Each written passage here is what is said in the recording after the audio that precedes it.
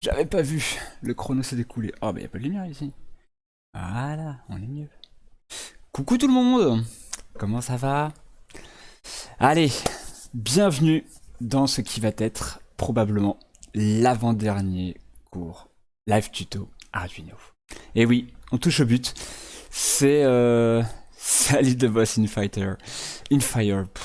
C'est probablement le dernier où on va vraiment expliquer des choses, puisque la semaine prochaine, on va plus faire quelque chose sous la forme d'un TP.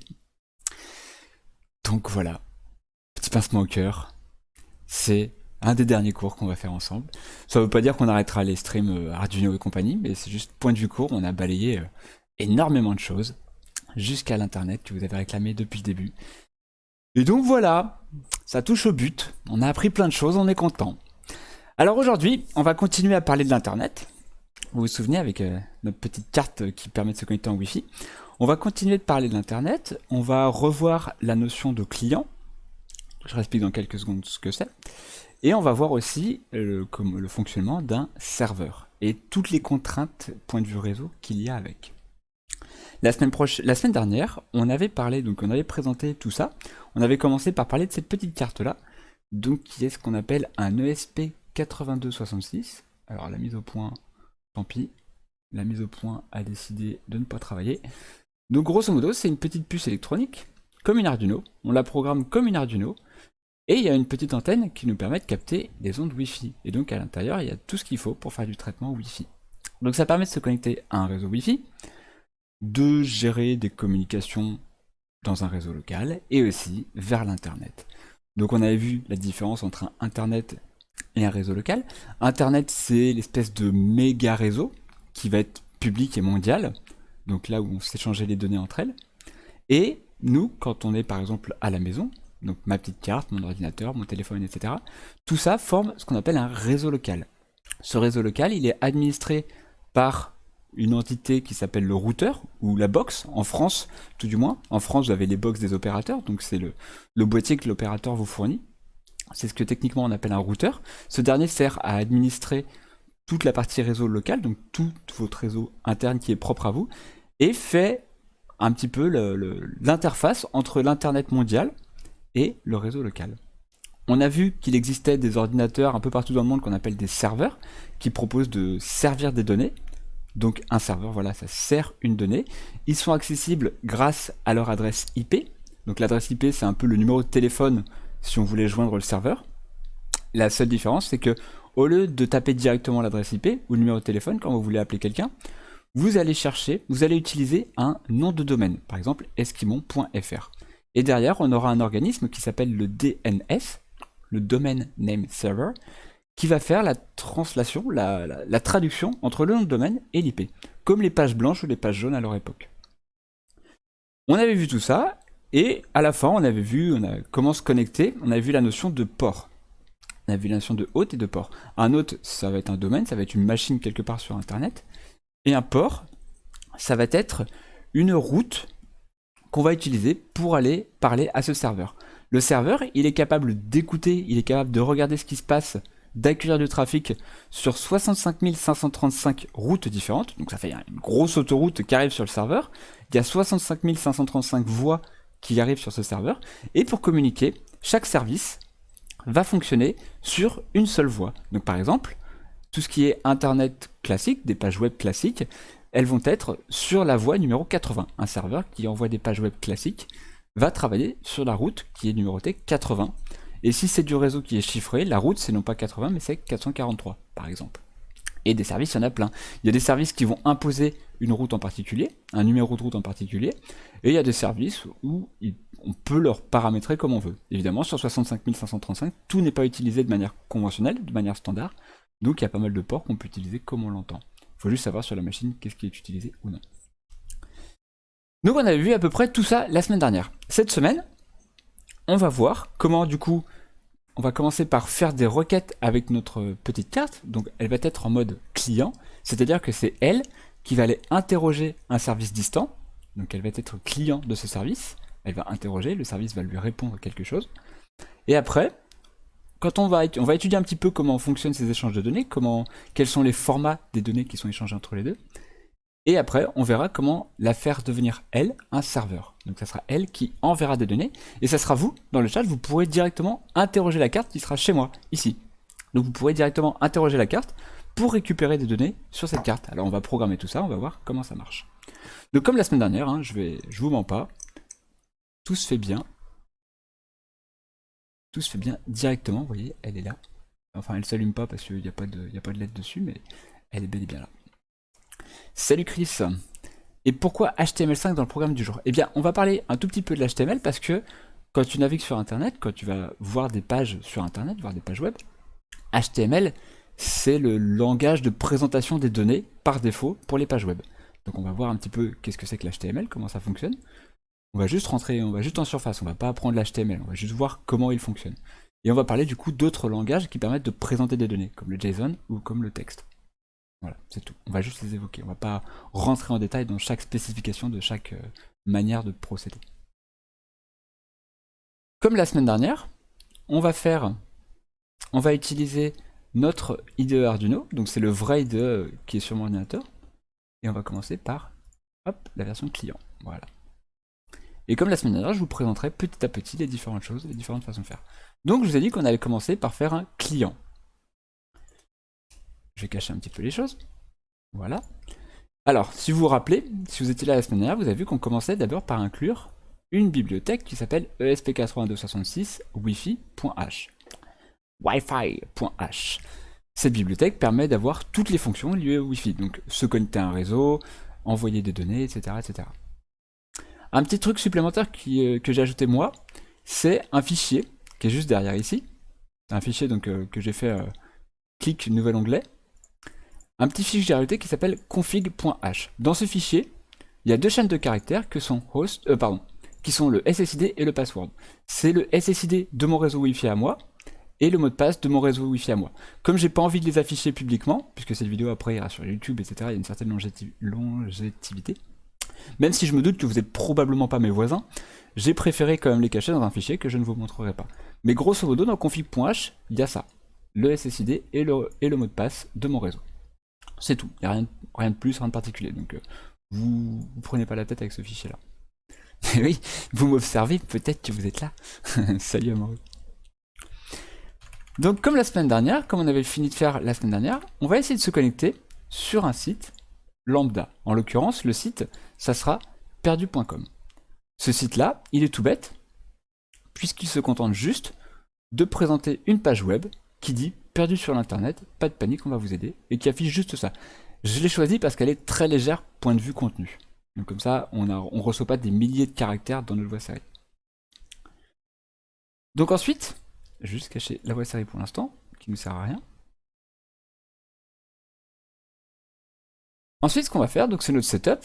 On va ouvrir la voie série pour pouvoir faire du débugage.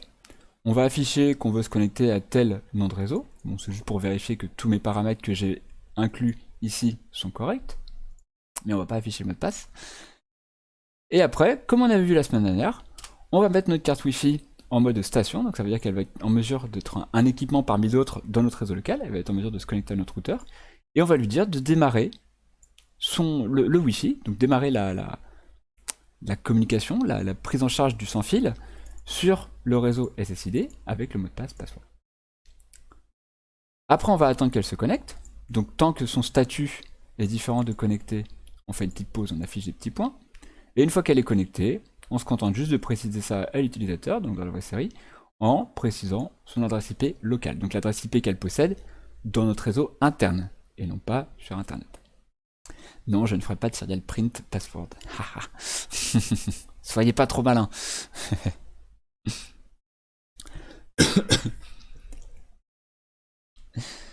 Non, en vrai, c'est pas dramatique, vous n'êtes pas mes voisins, donc a priori, il n'y a pas trop de problème que vous ayez joué avec mon réseau Wi-Fi. Mais c'est par principe.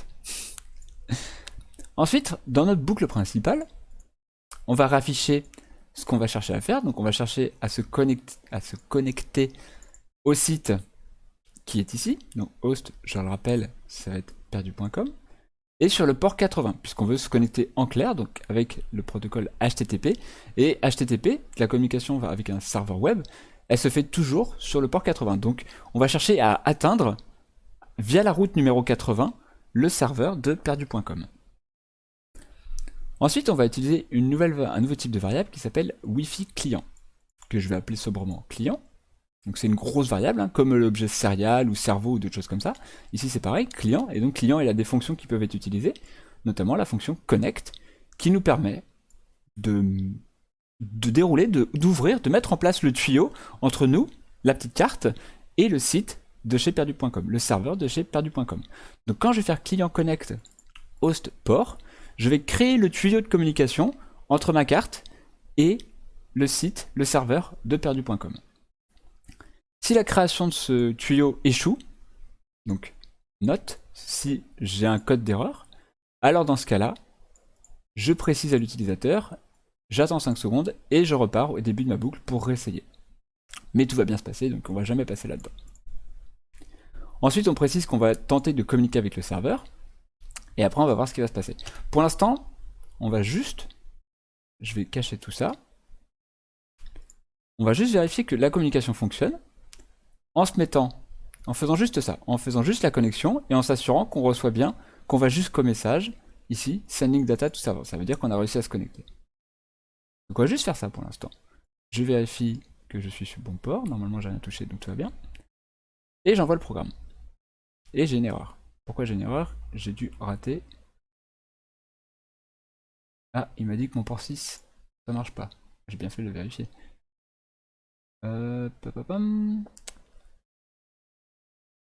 Pourtant j'ai pas le choix, comme si c'est bien celui-là. Monitor série, encore comme si c'est bien aussi. C'est donc le croquis. Bon moi j'ai rien fait, ça a l'air de marcher. Les mystères. Je raffiche la voie série pour que vous voyez ce qui se passe. Client est initialisé où? Eh bien en fait, je sais pas si tu as déjà fait du C. Je vais partir du principe que peut-être. En fait quand tu fais ça, c'est équivalent à appeler le constructeur directement de cette classe. Et donc, automatiquement, ça va utiliser le constructeur vide. Donc, il va s'initialiser avec les valeurs par défaut de cet objet-là. Quand tu crées un objet comme ça, il y a des valeurs par défaut, et donc automatiquement, il va prendre ces valeurs par défaut. Donc, on les connaît pas, à la rigueur, on n'en a pas vraiment besoin pour l'instant. Alors, on voit ici, dans notre voie série, hop, on voit ici, dans notre voie série, qu'on a bien réussi à se connecter à mon réseau, qui s'appelle Maison. Alors c'est le nom de mon réseau Wi-Fi, il s'appelle Maison. Il est bien connecté, on a bien une adresse... Hop là, on a bien la connexion, on a bien une adresse IP locale, qui se finit par 138, 192.168, et on précise qu'on va essayer de se connecter à perdu.com, et comme on a ce message-là, sending data to server, ça veut dire qu'on n'a pas eu d'échec ici, qu'on est bien rendu là, donc on a bien réussi à se connecter à ce serveur-là. Et après, si on va un petit peu plus loin dans le code, on remarque que la seule chose qu'on fait, c'est envoyer une chaîne vide et fermer la connexion. Et donc on fait un client stop pour dire j'arrête mon tuyau qui était entre les deux.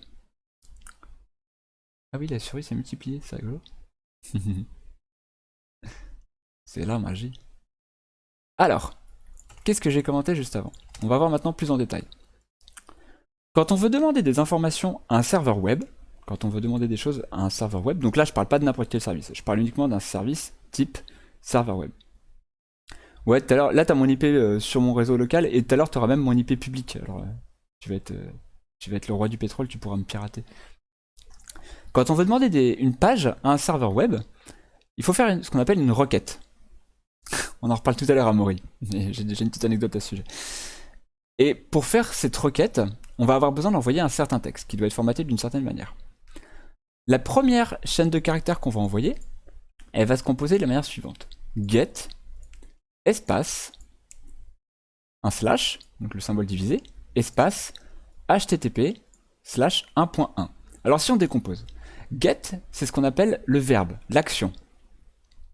Ce verbe, il en existe plusieurs. On a par exemple get, qui va correspondre à donne-moi une donnée, qui veut juste dire donne-moi une information. Il existe post pour envoyer des informations au serveur pour qu'il les traite après. Il existe patch, il existe put, il existe delete, il en existe plusieurs.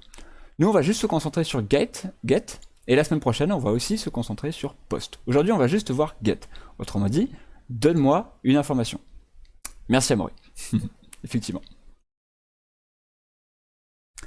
Ensuite, le slash ici, ça correspond à la ressource. Ce qu'on appelle la ressource que l'on veut demander. Là, j'ai mis juste un slash. Pourquoi un slash? Eh bien, quand je regarde ma page perdue sur Internet, en fait, ici, on ne le voit pas, mais par défaut, on cherche à demander la racine. Et la racine, c'est juste un slash. Si j'avais voulu atteindre une sous-page, par exemple sous-page.html, dans ces cas-là, dans mon code Arduino, hop, dans ce cas-là, dans mon code Arduino, j'aurais tout simplement fait get sous-page.html. J'aurais changé la ressource, j'aurais changé la route de la ressource que je souhaitais atteindre. Donc ça, c'est la page par défaut, l'entrée de votre site en quelque sorte. Et là, c'est l'arborescence des différentes pages. Donc, par exemple, sous-page.html. Pour l'instant, on va se concentrer uniquement sur la racine de notre site. Et enfin, HTTP 1.1, ça va juste être la version du protocole pour la communication. Il en existe des nouvelles, comme HTTP 2 par exemple, etc. Mais nous, on va juste y aller mollo, on va juste se servir de HTTP 1.1. On va pas se déconcentrer avec ça, hop, je l'enlève. Ensuite, on envoie une deuxième ligne, donc il y a un saut de ligne à la fin, on envoie une deuxième ligne qui dit host, espace, et le nom du serveur sur lequel on veut communiquer.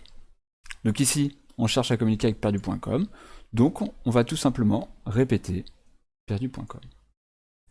Et enfin, on précise un autre paramètre qui est connexion, donc état de la connexion, à la fin de la communication, close. Donc à la fin de la communication, la connexion sera fermée.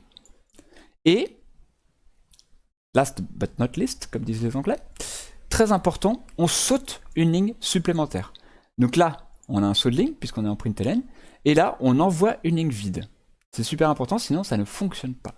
Vous avez besoin d'envoyer des différentes choses, et à la fin, quand vous avez envoyé tout ça, ce qu'on appelle l'entête de la requête, donc l'entête, le header de la requête, il faut sauter une ligne pour la valider. Votre serveur va recevoir ça, va traiter ça, ça marche Gan. Et bah tant pis, je t'enverrai pas mon public. Quand votre requête, elle aura été traitée par le serveur va l'interpréter, et derrière, va vous envoyer des informations qui correspondent à ce que vous avez demandé. Donc là, en l'occurrence, la page qui sera à la racine. Donc ce qu'on va faire maintenant, c'est qu'on va attendre. On va attendre que le serveur nous renvoie des informations. Salut Yippie et merci pour le follow. Tout ça, c'est des gens du BDVC. Je vous en parlerai tout à l'heure. Donc là, ce qu'on va faire, c'est qu'on va attendre que le serveur nous ait renvoyé des données. Pour cela, on va utiliser la fonction available du client.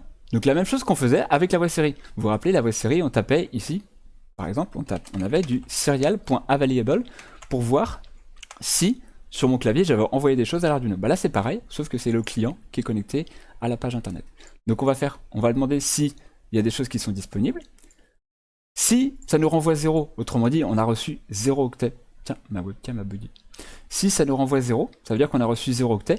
Alors, on va juste regarder le temps qui passe, et on va regarder si ce temps qui passe, il est rendu à au-delà de 5000, au-delà de 5 secondes. Si c'est le cas, on déclare que la connexion, il y a un problème, puisque ça fait 5 secondes qu'on attend et qu'on n'a rien reçu. Et dans ces cas-là, on arrête prématurément la communication avec le serveur. On appelle ça un timeout. On attend 1 minute, et on retourne au tout début de la boucle. Donc, je répète, ici, ce qui se passe, c'est qu'on vérifie sans arrêt si on a reçu des choses. Et si on n'a rien reçu, alors, on vérifie si on a plus que 5 secondes qui se sont écoulées. Une fois qu'on est sorti de ça, ça veut dire qu'on a reçu des données. Parce que sinon, le cas échéant, on serait retourné au tout début. Donc, si on a reçu des données, eh bien, tout simplement, on va aller les lire.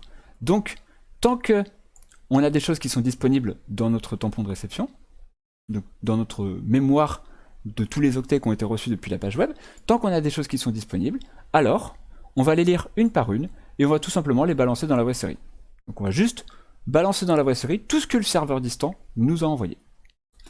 On va pouvoir analyser ça et après j'écris que voilà, j'ai terminé et donc j'arrête, je coupe mon tuyau que j'avais entre moi et le serveur distant. Donc on va y aller, on va lancer ça, et on va voir ce qui va se passer. Je vous remets la voie série.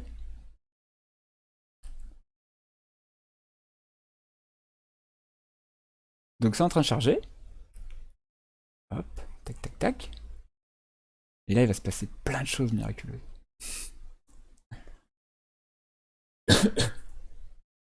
Si vous avez des questions, faut pas hésiter parce qu'il faut que je brode à chaque fois qu'il y a un temps de chargement comme ça. Donc c'est chargé. Et maintenant on va voir qu'est-ce qui se passe. Hop là. Dans ma voie série. Je vais juste, hop, pour qu'on voit bien tout ça. Donc dans ma voie série, il s'est passé tout un paquet de trucs. Donc tout d'abord, comme d'habitude, on est connecté à la maison. Comme tout à l'heure, on affiche où on est connecté, etc., etc. Et on était rendu là tout à l'heure, envoyer des données à mon serveur. Et on voit que mon serveur, il m'a répondu un paquet de trucs. Il m'a répondu tout ça, jusqu'ici. Puisqu'après, closing connection, c'est nous qui l'avons affiché. Donc on va regarder un petit peu ce que ça signifie tout ça. Hop. On va regarder un petit peu, donc j'ai copié le texte, et on va aller l'afficher. On va aller l'afficher ici. Donc on voit, tout d'abord que notre serveur nous a répondu la même chose. HTTP, protocole HTTP, /1.1, 200, OK. Ça c'est ce qu'on appelle le code de réponse. Il nous répond le code 200, ce qui veut dire que la connexion s'est bien déroulée. Ensuite, il nous précise la date à laquelle lui il travaille, donc ça c'est la date du serveur à laquelle ma requête a été traitée. Il nous précise la nature de son serveur. Alors des fois, on n'a pas forcément toutes ces informations-là, mais là en l'occurrence on les a. Et tout un paquet de petites options. Je ne vais pas rentrer en détail parce que ça va être superflu par rapport à ce qu'on fait maintenant. Notamment les tags, etc. Donc il nous renvoie tout un paquet de trucs. Il nous renvoie l'information qu'il nous a envoyé 204 octets. Et que le contenu qui nous a été envoyé, il est de type HTML. Texte HTML. Alors qu'est-ce que c'est que l'HTML? L'HTML, c'est le format de présentation des informations sur les pages web, sur Internet. Donc ici, tout ce qu'on voit ici, c'est le code de notre page web, c'est le contenu de notre page web au format HTML. Et pour vous prouver que je dis pas de bêtises, je vais rafficher mon navigateur. Je vais rafficher mon navigateur et sur le navigateur, on peut afficher, hop, je peux vous afficher le code de la page web. Alors pour ceux qui ne voient pas très bien, je suis désolé, je ne peux pas zoomer. Mais vous voyez, on a tout d'abord une balise HTML, une balise head, une balise body, quelques balises de titre et une balise strong. Un petit peu en détail, mais pas trop quand même, parce qu'il ne faut pas exagérer, c'est pas le thème. Le code HTML, oui, mais non. Alors Amaury, je connais. Donc CTRL-U, ça affiche le code de la page, mais il le renvoie sur une seule ligne sur ce site-là, donc c'est pas super lisible. Donc oui, mais non. Quoi ça. Donc le code HTML, c'est un code qui sert à présenter une page. Ça structure la page de manière sémantique. HTML, oups, mauvais truc. On a d'abord une balise HTML qui sert à dire qu'on a un document de type HTML. Ici, on aura head, donc l'entête de notre document, qui précise différentes informations, comme par exemple le titre de la page. Donc là, par exemple, si vous êtes sur la page perdu.com, le titre de l'onglet, ça doit être « Vous êtes perdu » pour l'interrogation. Et après, on a le corps de notre page, qui est le contenu qui va être affiché à l'écran de l'utilisateur. Ce contenu, il peut contenir plein de choses, par exemple des titres de niveau 1, H1, ça veut dire Header 1, titre de niveau 1, des titres de niveau 2, qui sont un peu moins importants que le titre de niveau 1, des balises pour mettre de l'emphase sur du contenu, etc., etc., etc. Tout ça, ça sert juste à dire mon document se structure de la manière suivante. Et derrière, votre navigateur, puisqu'il connaît que là on a un titre très important, un titre moins important, etc., il est capable de mettre en forme de manière basique le contenu. C'est bien, mais pour nous, c'est pas top. Pourquoi c'est pas top? Imaginons, notre Arduino, on a envie qu'elle nous retourne le nombre de millisecondes qu'elle est en train de fonctionner. Elle fonctionne depuis par exemple X temps et on a envie de savoir ça fait combien de temps qu'elle fonctionne. Donc notre page web, elle pourrait être par exemple milli Et ça pourrait nous renvoyer une information de type H1. Et ici, le nombre de secondes qui se sont écoulées. Non, excusez-moi. Je vais faire un autre exemple qui va être plus parlant. Imaginons, il y a une page web, un service web, qui nous renvoie la température dans différentes villes. Cette page-là, elle pourra avoir comme titre température. Alors c'est un serveur quelque part dans le monde, température.com, j'en sais rien. Et elle va nous renvoyer par exemple plusieurs informations sous la forme d'un tableau. Alors un tableau, ça s'écrit table, comme ça. Ça a besoin d'abord de déclarer une en-tête. Donc l'en-tête du tableau, c'est là où on va avoir le nom de toutes les colonnes. Ça va déclarer une ligne dans cette en-tête. Puis une cellule dans cette en-tête pour par exemple préciser que la première cellule, ça doit être, dans mon tableau, la première colonne, ça va être la ville, et la deuxième, ça va être la température. Voilà. Et après, il va falloir, cette page-là va nous donner une autre balise qui va être tbody, etc. tbody, une ligne par ville, donc par exemple, on va avoir une première ville pour avoir la température à Paris. Donc, à la place de la ville, on aura Paris. À Paris, on pourra avoir 15 degrés. Puis après, on aura une deuxième ligne pour la température à Marseille.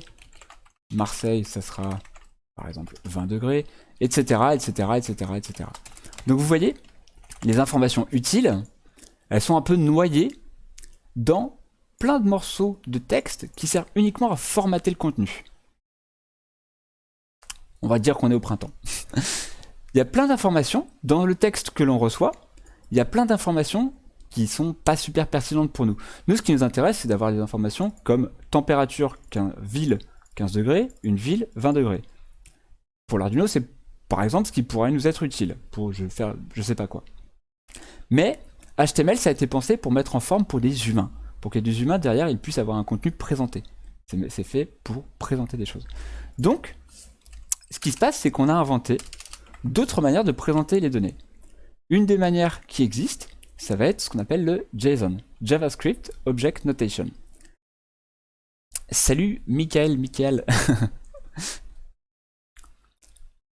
Ouais, on pourra. Je t'en parle un petit peu plus après si tu veux, The Boss in Fire. Ou à la fin, d'accord? Puisque il y a des choses qui vont être projetées par rapport à faire ça. Donc, par exemple, un des formats qui existent pour faire transiter des données, ça va être le JSON. Le JSON, ça se présente comme ça. Deux accolades, une accolade ouvrante, une accolade fermante, et ensuite, on a ce qu'on appelle des clés et des valeurs. Donc une clé, ça va être une chaîne de texte, entre guillemets, et une valeur, ça va être n'importe quoi. Ça peut être un texte, coucou, ou ça peut être aussi tout simplement une valeur numérique, comme 15. Et tout ça, ça va être séparé par des virgules. Donc on peut avoir Paris 15, Marseille 20.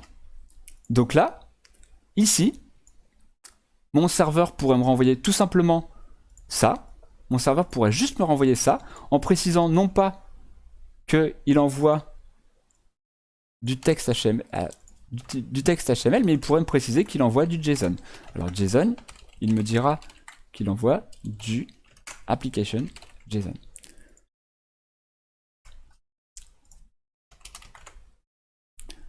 Donc, si mon serveur me précise qu'il m'envoie ce type de données, alors il est censé les présenter aussi comme ça. Alors, il a le droit de ne pas le respecter, mais ça serait dommage pour celui qui essaie de lire la donnée. Et vous voyez, ici, on a exactement la même quantité d'informations. Je veux dire, d'informations utiles. On a exactement la même quantité d'informations utiles, sauf que on l'a écrit juste en 4 pauvres lignes, quelques caractères, par rapport à nos 25 lignes ici, plus tous les trucs qui ne sont pas utiles, puisque nous, c'est, encore une fois, la petite carte Arduino qui le traite, c'est pas un humain, donc on n'a pas besoin de savoir si y a la mise en forme, ça doit être en gras, machin, truc, on s'en fout. Nous, on veut juste savoir ville, température. Donc vous voyez, c'est beaucoup plus compact, donc on a des échanges plus rapides, moins coûteux en données, etc., etc. Et moins coûteux, moins long à traiter aussi, puisque l'analyse syntaxique de ça, vous vous doutez bien qu'elle est beaucoup plus compliquée. Déjà pour un humain, c'est plus compliqué de lire ça que ça. Et bien pour la machine, c'est pareil. Enfin, on va avoir un troisième ici, qui va être le format tout simplement texte.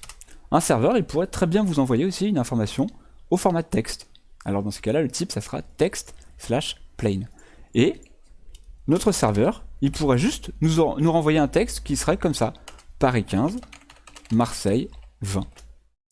Donc ça, pareil, ça pourrait être défini. C'est le serveur qui définit un peu son propre format, donc nous, il faut qu'on soit au courant pour savoir comment le décoder. Le HTML, c'est standardisé, donc on sait comment le décoder. À partir du moment où on le voit, on sait comment le lire. Mais si on veut récupérer du JSON, il faut qu'on soit au courant de comment va le formater le serveur.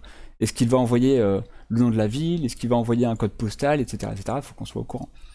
Donc là, c'est pareil, TextPlain. Si on est au courant de comment le serveur envoie les choses, et bien là, typiquement, on en a un exemple. On pourrait avoir une ligne, donc là, on a un retour de ligne, avec un séparateur à base de 2 points, et un nom de ville, 15, un nom de ville, et une température. Alors je rattrape un peu tous vos commentaires.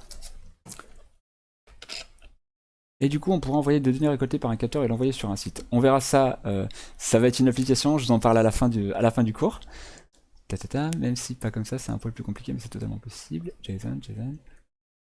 Ouais, l'Arduino sera un serveur. Oui, je pense que le plus simple dans ce cas, c'est d'avoir Arduino en client qui vient contacter un serveur.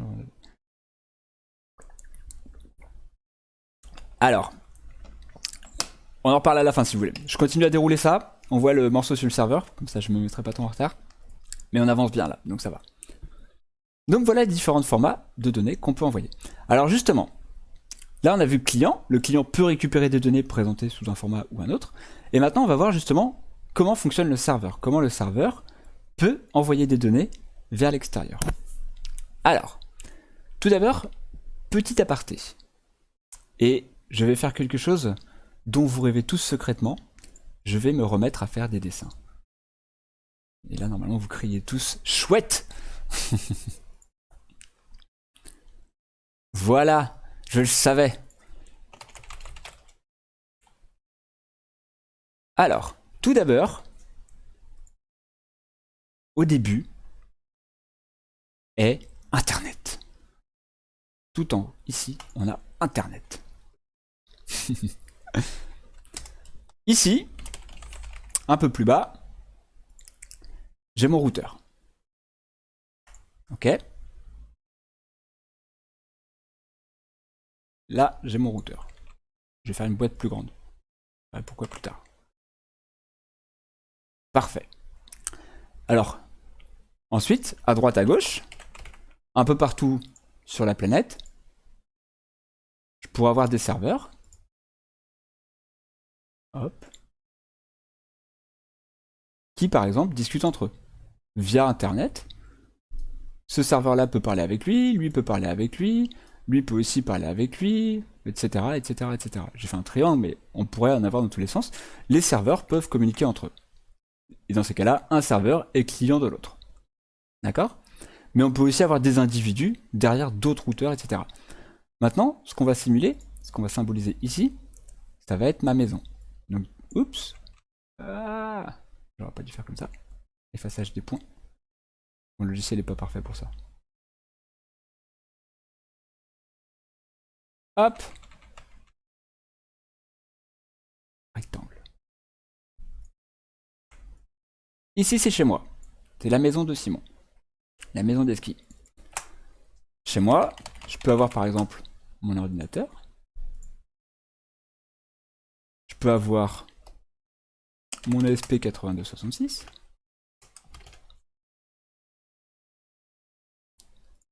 Je peux avoir mon smartphone. Etc., etc., etc. Tous communiquent avec mon routeur. Le routeur, c'est la passerelle vers l'Internet. D'accord? Tous sont dépendants de mon routeur. Mon routeur gère mon réseau local. Et mon routeur est ma passerelle pour l'Internet. Et via le routeur, ils sont capables de communiquer entre eux. L'ordinateur peut communiquer avec le smartphone en passant par le routeur. Le smartphone avec l'ESP, etc., etc. Tous en passant par le routeur. Donc ça, c'est mon réseau local. Tout ça, c'est mon réseau local. Et là, c'est le réseau global de l'Internet. Maintenant, petit point culture. Je vous ai expliqué un petit peu plus tôt que quand on faisait une communication avec un serveur, on le faisait vers un port. Donc là, par exemple, le serveur est ici. on pourrait imaginer que c'est le serveur qui héberge perdu.com. Perdu, ou tout ça, tiens, c'est chez moi, c'est esquimon.fr. Esquimon.fr, il est hébergé quelque part sur Internet. Si on s'adresse au port 80 de esquimon.fr, dans ces cas-là, on peut avoir mes pages web. Donc, par exemple, je pourrais avoir une communication depuis mon ordinateur vers mon routeur et vers le serveur. Donc dans ces cas-là, au début, la communication, l'ordinateur il va demander une page web, donc l'ordinateur il va faire une requête dans ce sens-là vers le routeur et mon routeur va faire vers ici. Le serveur va recevoir cette requête, va la traiter et va renvoyer l'information dans ce sens-là. Dans le petit paquet qui transite, il va y avoir l'information, toutes les informations nécessaires pour que la requête puisse revenir vers mon ordinateur et non pas vers un autre équipement sur mon réseau local. Donc on peut avoir une communication bidirectionnelle depuis mon ordinateur vers l'extérieur et ensuite avoir une information qui m'est renvoyée vers mon ordinateur. En revanche, un truc qui n'est pas possible de faire par défaut, ça va être que un serveur ou quelqu'un de lambda, quelqu'un de l'extérieur, fasse comme ceci, par exemple, ça va pas être possible.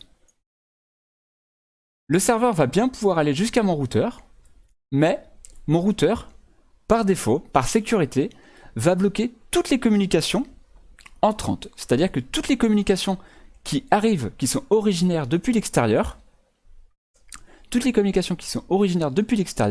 vont être bloquées par mon routeur et vont être rejetées, vont être tout simplement mises à la poubelle et ignorées. Pourquoi ? Tout simplement pour éviter que les gens puissent atteindre vos équipements qui sont dans votre réseau local. Pour que la communication puisse être autorisée, il va falloir faire une redirection de port. Autrement dit, quand votre serveur ou votre personne lambda va faire une interrogation, donc va dire par exemple 154.92.18.254, admettons que mon adresse IP publique, ça soit celle-ci. Donc ça, c'est l'adresse IP de ma box publique. Donc sur Internet, je suis visible grâce à cette adresse-là. C'est un peu comme si c'était mon numéro de téléphone que vous aviez trouvé dans les pages blanches. Et bien quand le serveur va faire une requête, donc il va faire la requête vers mon routeur, vers mon adresse IP publique, en précisant le port sur lequel il veut faire cette requête. Le routeur va recevoir cette information-là. Si par défaut j'ai rien paramétré, il va foutre ça à la poubelle. Il va prendre la requête, il va l'acheter. Si par exemple, je le paramètre, je peux lui dire que toutes les requêtes qui arrivent sur le port 8080, eh bien automatiquement, elles doivent être redirigées vers mon ESP8266, ou vers mon smartphone, ou vers mon ordinateur. Donc le routeur connaît les adresses IP locales de chacun de vos appareils, et donc il va savoir que quand quelque chose arrive sur le port 8080, alors dans ces cas-là, ça doit être envoyé sur l'IP locale de l'ESP8266, au port que l'on va décider. Illustration, exactement, c'est du port forwarding, exactement. Merci Chris, c'est exactement le terme, j'ai oublié de le préciser, mais c'est exactement comme ça que ça s'appelle. Très souvent, dans vos box, vous allez trouver ça dans les informations comme, dans les chapitres comme NAT. Faire du NAT. Je sais pas où le mettre. NAT. Pour Network Address Translation, si je dis pas de bêtises. Arrêtez-moi si je me trompe, hein, c'est possible que je me trompe. Est-ce qu'il est compris mon petit dessin? Je vous fais l'illustration tout de suite. Je vous montre ça, hop, tout de suite. Et non, moi les maths c'est pas trop mon truc, alors heureusement que c'était pas ça. Alors, je me connecte à ma box. Alors moi j'ai pas une box classique, hein, j'ai un vrai routeur. Hop, je vous l'affiche. Je vais vous l'afficher en grand.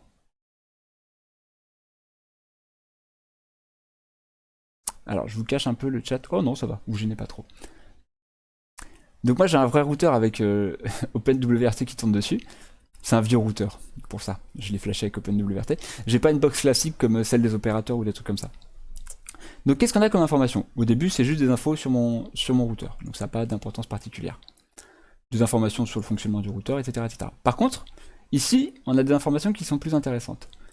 C'est les informations IPv4 WAN, donc Worldwide Network. c'est le réseau global, donc ça c'est l'internet. Pour l'internet, je suis visible sur l'adresse 80 68 239 246. Ça, si vous allez dans les pages blanches et que vous tapez Esquimon, eh bien, potentiellement vous aurez cette adresse-là. Ça, c'est mon adresse IP publique. Publiquement, vous pouvez me joindre sur cette adresse IP-là. Alors faites pas les fifous, essayez pas de DDoS, sinon il n'y aura plus de stream. Ensuite, ouais, elle est belle mon IP publique, t'as vu? Elle est chouette. Ensuite, dans mon routeur, on peut avoir plusieurs informations, notamment tous mes appareils qui sont connectés dessus. Et on retrouve quelqu'un qui est connecté sur 192.168.1.138, donc ça, tout ça c'est mon réseau local. Et sur mon réseau local, on voit qu'on a un appareil qui s'appelle ESP 0E AB64. Et ça, c'est tout simplement la petite carte qu'on a connectée depuis tout à l'heure. Elle est connectée et donc on la voit ici qui est affichée. Celle-ci, ça doit probablement être la petite balle qui est derrière par exemple.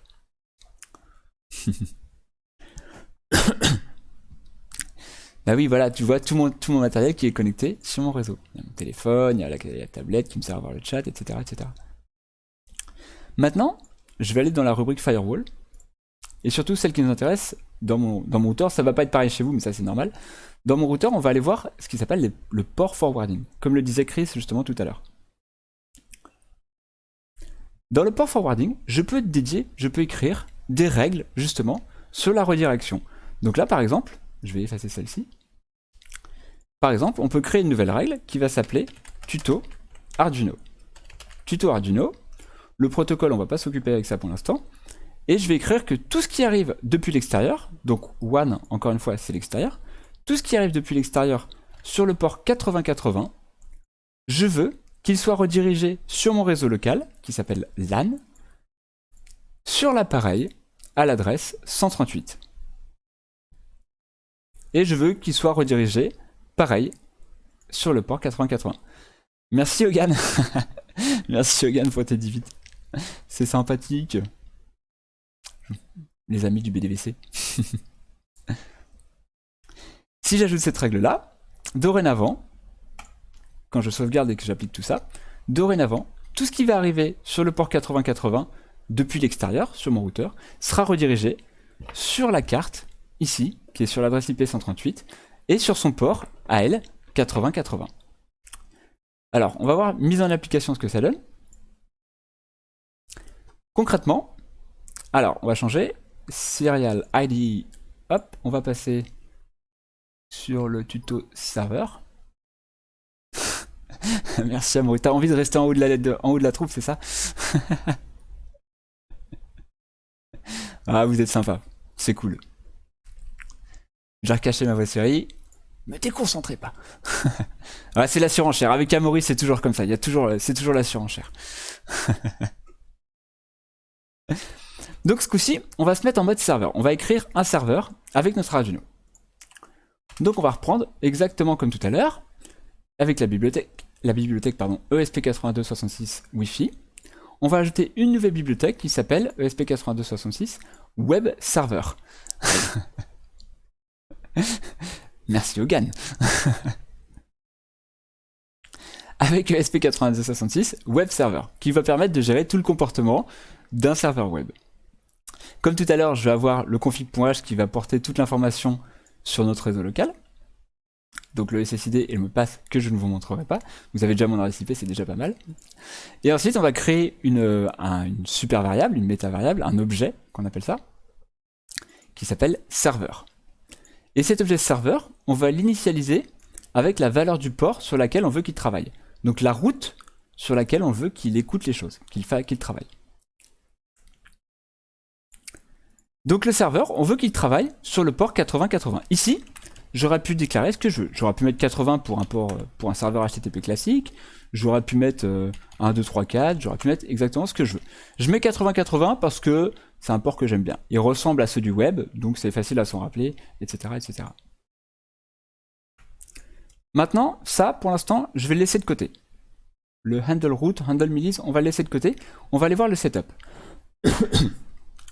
Dans le setup, comme d'habitude, on va écrire qu'on essaie de se connecter au SSID, on va mettre notre carte Wi-Fi en station, on se connecte dessus, etc. Donc là, comme d'habitude, on crée juste notre connexion avec notre terminal, avec notre routeur. Oui, on peut, je sais. Ça va venir. Et après, on va donc se connecter en précisant quelle adresse locale, quelle adresse IP locale on possède. Et là, on va s'arrêter là pour l'instant. On va juste faire ça. Oh bon, quoique non, parce que ça apporte pas grand chose de plus par rapport à d'habitude. Là, on va rajouter deux choses.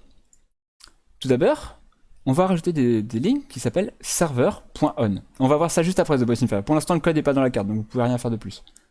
Server.on. On, ici, ce mot-clé-là va vouloir dire sur. Ça va être pour dire sur, pour dire réagit quand.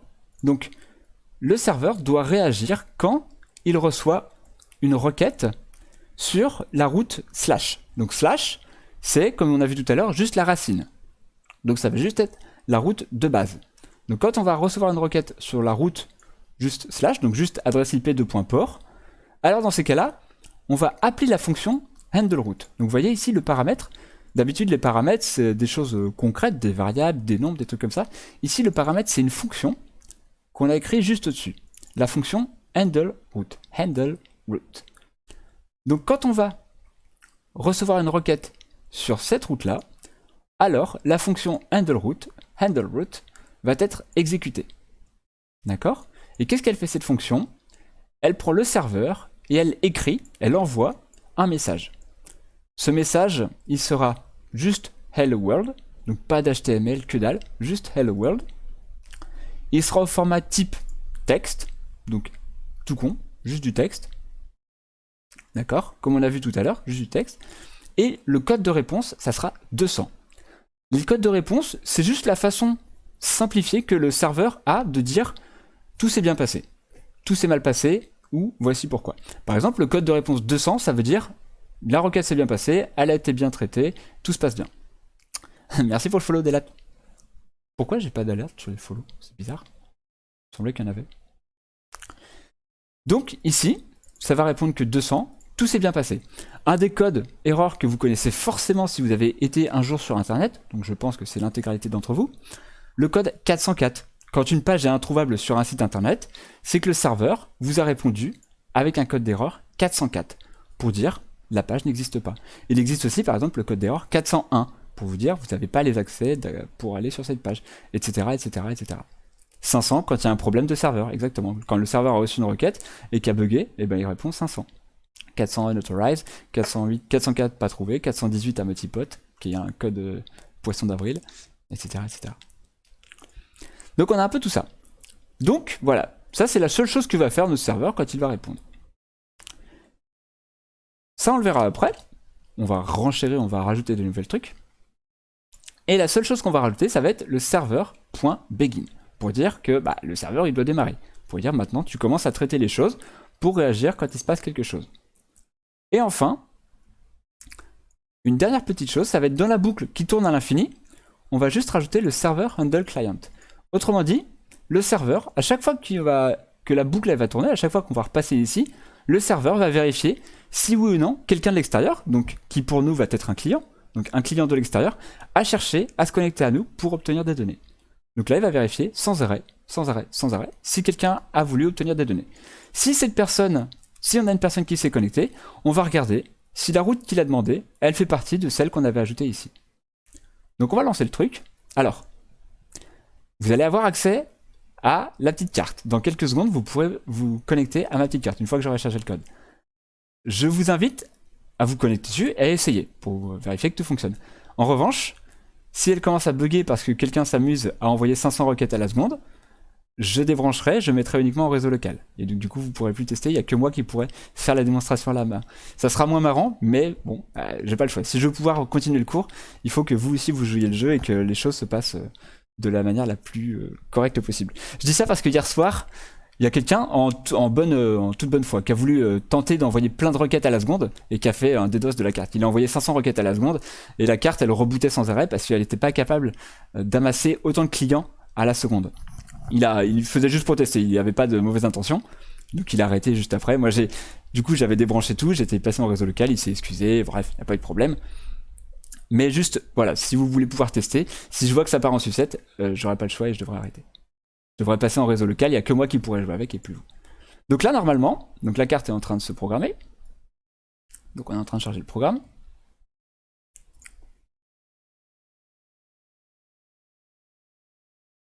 Suspense. Merci Amaury. C'est bien, tu meubles. comment quoi, The Boss? Quelle est ta question? Comment il a fait pour foutre en l'air ma carte à distance? Enfin, foutre en l'air. Façon de parler. Pour la faire bloquer? Pour la bloquer à distance? Est-ce que c'est ça ta question? Donc là, normalement, si on se connecte à l'internet magique. Oups, je fais des bêtises. Ah, je vais déplacer ça. Voilà. Comme ça.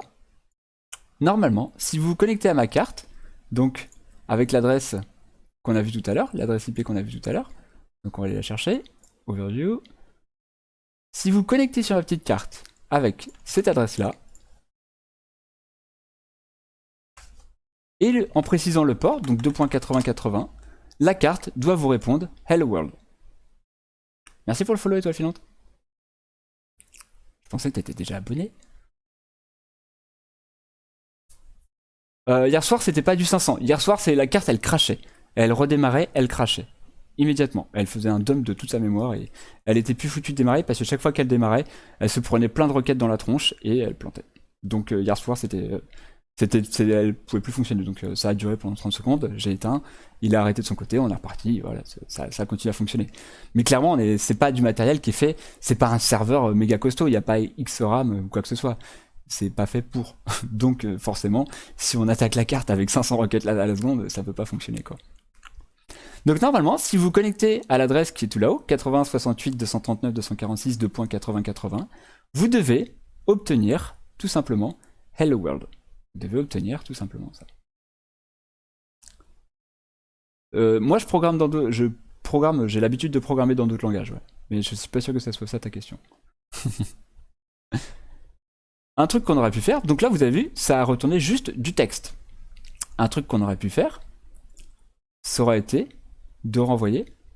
Alors, je vais passer le navigateur en dessous. Un truc qu'on aurait pu faire, ça aurait été de renvoyer. Ah, on va faire comme ça va être chouette. Hop là. De renvoyer de l'HTML pour que les humains. Enfin, je crois que vous êtes tous des humains dans la salle. Bon, il doit y avoir quelques robots qui traînent, mais c'est pas trop d'HTML. C'est pas grave. On aurait pu renvoyer du HTML. Donc par exemple, en renvoyant H1 coucou. Bon, c'est pas du HTML super bien formaté parce que j'oublie la moitié des balises, mais normalement les navigateurs sont tolérants et vont être capables de l'interpréter quand même. Ça marche pas pour toi. C'est bizarre. Vérifie que t'as bien tapé exactement la même... Vérifie juste que l'adresse est bonne et que t'as bien mis 2.8080. Ça c'est super important. Merci Amaury pour le copier-coller. Il faut préciser aussi peut-être le HTTP. Il y a certains navigateurs qui vont peut-être tenter de mettre HTTPS à la place de HTTP. Donc là, j'ai changé. Et normalement, on aura une mise en forme. Oula. Coucou. Donc vous voyez, maintenant, on a de l'HTML. On a juste rajouté le fait qu'il y avait une balise H1, une balise H1 derrière, et que ça, le format qu'on avait renvoyé, c'était de l'HTML. Donc le navigateur l'a interprété et a fait un peu de mise en forme sur le truc. Si jamais j'avais fait comme avant et j'avais juste dit qu'ici c'était du texte, normalement le navigateur n'aurait pas dû l'interpréter.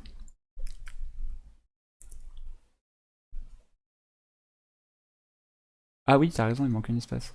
Ouais, c'est pas grave. Maintenant, on va rajouter... Bon, ça c'est rigolo, mais ça sert pas à grand chose. Si on voulait interagir, imaginons on a des boutons, quoi que ce soit, on va rajouter une autre ce qu'on appelle une autre route. Route R-O-U-T-E. Une autre route. Qui va être /milli. Donc dorénavant, dans votre navigateur, vous pourrez taper l'adresse IP, le port, /MIDI. M-I-2-L-I-S. Et donc ça va être une autre fonction qui va s'appeler handle midis. Cette fonction-là, on va lui faire envoyer une chaîne de caractères, comme juste avant. Ici, c'était une chaîne de caractères. Et on va s'amuser à le faire avec différents formats, histoire que vous voyez un petit peu les différents formats qu'on peut utiliser. Donc tout d'abord, on va faire ça au format HTML. Donc on va faire en sorte que notre carte, elle renvoie du HTML. Donc elle va envoyer une chaîne de caractères qui va être composée de HTML, puis l'entête, puis le titre, puis blablabla, blablabla. La valeur du temps qui s'est écoulé sur ma carte, donc milli. Ouais, c'est normal, j'ai pas encore changé le code, Chris. T'es trop pressé.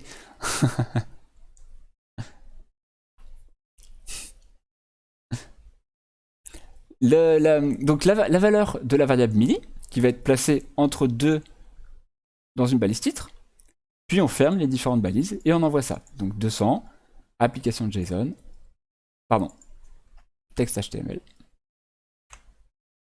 J'ai fait du copier-coller, donc c'est pas bien. Si j'envoie ça, j'ai bien décommenté, voilà. Si j'envoie ça, normalement, il y aura une nouvelle route qui sera disponible. Dans la barre d'adresse, ouais, The Boss in Fire, dans la barre d'adresse, tu tapes http mon adresse IP 2.8080 /.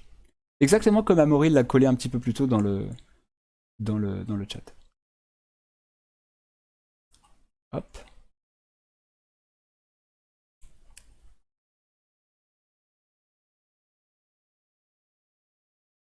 Alors tape pas ça dans le tab où il y a le stream, parce que sinon tu verras plus. C'est bon, c'est trouvé, désolé. Non, mais il n'y a pas de problème. Donc dorénavant, la carte a bien démarré. Voilà, exactement, merci Chris. Il y en a qui sont au taquet, c'est bien. Maintenant, si vous tapez /milli, vous avez le temps qui passe. À chaque requête, on va avoir la valeur actualisée du temps qui s'est écoulé. Donc là, par exemple, la carte, ça fait 30 secondes qu'elle est démarrée. 30 000 millisecondes qu'elle est démarrée. Vous voyez? Donc là, c'est un truc tout bête. Donc déjà, vous devez être plus nombreux parce que ça commence à galérer à accéder. Donc vous voyez, là, on a été en mesure de renvoyer l'information. On aurait très bien pu, si on avait un bouton ou si on avait une mesure avec un truc analogique ou quoi que ce soit, on aurait très bien pu, ici, à la place de milli, renvoyer un digital read, un analog read ou quoi que ce soit. On aurait pu renvoyer n'importe quoi. Et on aurait pu en faire plusieurs aussi, etc., etc. Donc ça, c'est un premier format de données qui était de renvoyer de l'HTML. Donc l'HTML, c'est bien pour les humains, parce que c'est mis en forme et du coup, ça permet de mettre en valeur certains trucs. On aurait pu aussi renvoyer ça tout simplement au format texte. Texte, plain, message. Donc là, notre serveur, il va non plus renvoyer de l'HTML, mais il va renvoyer juste du texte brut, du texte classique, sans rien de plus, avec juste la valeur milli. Donc si je rebalance ça, j'aurais pu créer une route par format. J'aurais pu faire ça aussi.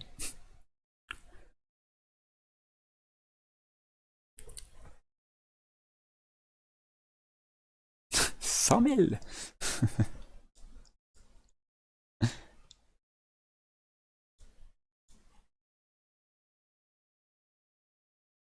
Hop. Ah, faut que j'arrête avec ça. Je clique à chaque fois sur une mauvaise fenêtre. Hop, c'est chargé. Donc là, normalement, si vous vérifiez, vous voyez que l'affichage, il va changer. Ah, vous avez été avant moi, je pense.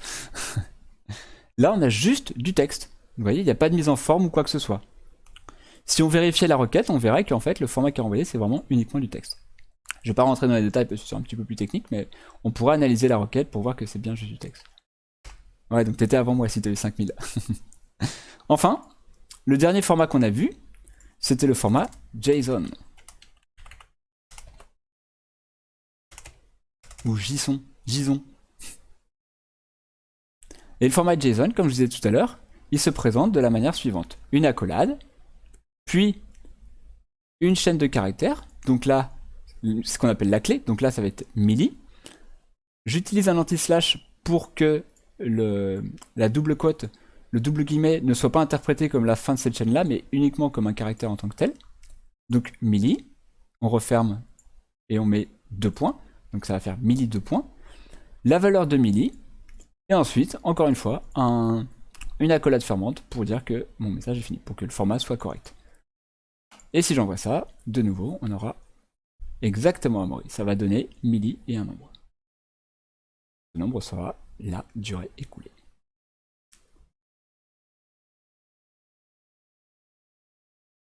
Tu veux dire dans l'ESP, est-ce qu'on peut avoir un log? Est-ce qu'on peut loguer des choses dans l'ESP? Il y a un peu de mémoire, mais pas extrêmement non plus, donc ça va être difficile de loguer vraiment beaucoup de choses dedans. Mais après, ça peut se coder. Hein. Donc là, on a prévenu le navigateur qu'on renvoyait du JSON. Et donc automatiquement, ce dernier, les navigateurs modernes sont un petit peu malins, ce dernier vous a affiché au format JSON. Vous voyez, j'ai des fonctionnalités supplémentaires qui sont apparues. Si je fais données brutes, on voit que la donnée qu'on a envoyée, c'est ça. Accolade ouvrante, la clé, milli. Accolade ouvrante, la clé, milli, et la valeur reçue.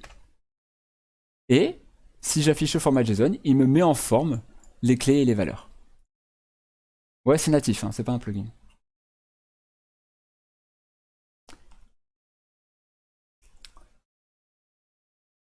Et donc voilà. Donc, si vous avez compris le truc, vous avez compris qu'on envoie de l'HTML en général pour communiquer avec des humains, puisque ça permet de mettre en forme. L'humain, il est sensible à la formation des choses, mettre des choses en valeur, en gras, etc. Et si on communique entre machines, donc par exemple l'Arduino avec un autre serveur ou des choses comme ça, on va communiquer plutôt avec des formats légers, comme le JSON, qui permet de mettre en forme, mais de manière très succincte, ou alors carrément au format texte. Alors pourquoi je vous ai parlé de tout ça? Parce que la semaine prochaine, on va s'amuser à coder un petit exemple de serveur. Donc on va reprendre le serveur qu'on a fait aujourd'hui, mais on va l'étendre pour faire des choses un petit peu plus poilues. On va faire une petite station météo. J'ai un petit capteur de température et d'humidité. Je vais essayer de le relier à la carte. Et dorénavant, quand vous connecterez sur la carte, vous serez capable d'obtenir des informations un petit peu plus concrètes sur ce qui est en train de se passer. Et donc ça sera pour la partie serveur. Et on verra, la semaine dernière, vous aviez posé une question. Vous aviez demandé, est-ce qu'un serveur peut aussi être un client? Et donc, on verra, vous n'avez rien vu, on verra que notre carte, elle peut aussi être client en utilisant ce qu'on appelle un webhook Discord. Alors on verra qu'est-ce que c'est qu'un webhook.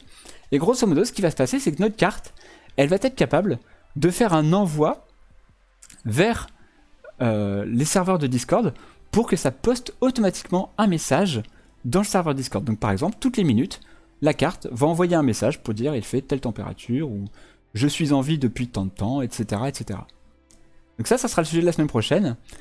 La semaine prochaine, n'oubliez pas d'apporter vos petits mouchoirs parce que ça sera le dernier live tuto Arduino par rapport au contenu qui était prévu initialement. On a été même un peu plus loin puisqu'on a fait l'internet. Donc il y aura des petites larmes, il y aura de l'émotion. On fera un gros goûter avec une grande fête, ça va être super. Mais plus sérieusement, bien entendu, il y aura d'autres streams Arduino si jamais vous avez des questions, si je trouve des sujets qui peuvent être intéressants, des montages qui peuvent être rigolos à faire en live ou des trucs comme ça. Mais on va faire un gros goûter, il y aura de la pizza, il y aura des gâteaux, il y aura du jus de pomme, ça va être la grande fête, il y aura de la musique. Non, on va faire ça, ça va être une belle manière de terminer parce que ça va être un truc vraiment, je trouve, assez cool à faire. Et puis bah, ça sera tout. On se dira au revoir, on se dira merci. Merci à vous d'être passé, etc., etc.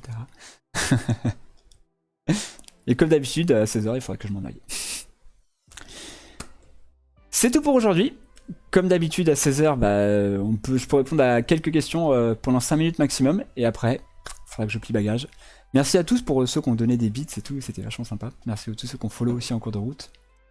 Je crois pas qu'il y a eu d'abo, mais merci quand même si je les ai ratés. Comme d'habitude, mardi soir, 21h15 en général. Mercredi 15h pour répéter le cours. Le lundi de temps en temps je fais un stream jeu, pas toujours. Vendredi matin je ferai un stream jeu à partir de 11h sur le jeu gratuit de l'Epic Game Store du jeudi soir. Donc jeudi soir il y aura Epic qui mettra un nouveau jeu disponible gratuitement. Donc on le streamera vendredi. Ça s'appelle The Bridge, c'est un jeu de réflexion. Et donc normalement il peut se terminer en un seul jour. Donc ça devrait être plutôt cool. Ça devrait bien se passer. Et c'est tout. Peut-être que lundi soir je ferai du camion avec les copains, comme on avait raconté dans le Discord. Si vous voulez plus d'infos, il y a le contenu qui est sur le blog. Pourquoi elle marche pas ma tablette? Ah bah voilà. Ah, ça arrive en retard. À la fin de la semaine, tout sera sur le YouTube. Et de temps en temps, je dis des bêtises sur le Twitter. Voilà, vous avez toutes les informations, je crois. Je vous ai spammé avec tout. C'est terrible. Si vous avez des questions, j'ai encore 2-3 minutes. Et le Discord, mais tu l'avais posté juste avant, Amaury, alors j'ai pas voulu le reposter. Si vous avez d'autres questions, j'en avais raté une, mais je crois que j'ai plus ou moins répondu tout à l'heure quand on parlait de faire des posts et faire de la communication vers d'autres serveurs. Je crois que c'était The Boss in Fire qui l'avait posté. Donc je pense que j'ai un petit peu répondu. Si t'as toujours des questions, n'hésite pas. J'essaie de retrouver, mais hop. Non, Amaury, j'ai pas mis les trucs pour m'empêcher de travailler. Donc tous les sons, les jingles, etc., je les ai pas mis. Ils sont que sur les streams jeux. Alors, j'essaie de retrouver ta question.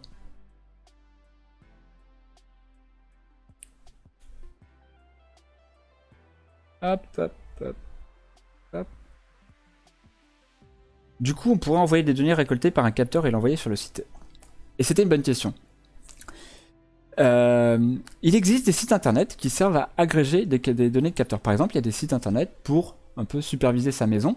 Vous pouvez créer votre propre capteur à la maison et via des requêtes de type post vers ce serveur, vous pouvez envoyer par exemple toutes les heures envoyer l'information de il fait telle température ou alors ma prise électrique a consommé tant de watts ou des choses comme ça.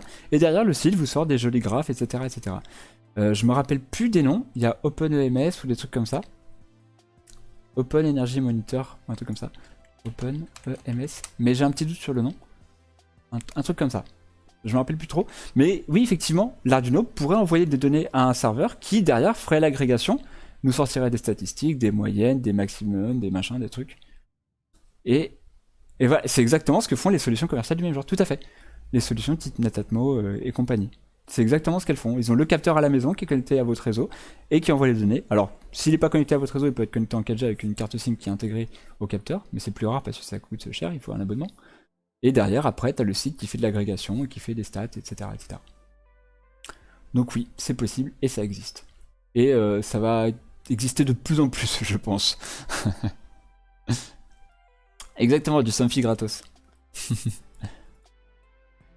Ouais, des stats. Ouais, moi, c'est pas trop mon kiff, les stats, mais chacun son truc. Oui, tout à fait. C'est un peu ça l'IoT. C'est recouplé pour le coup avec ce qu'on appelle la domotique. Et oui, avec les failles de sécurité qui vont bien, comme DDoS, ma pauvre petite carte qui a rien demandé.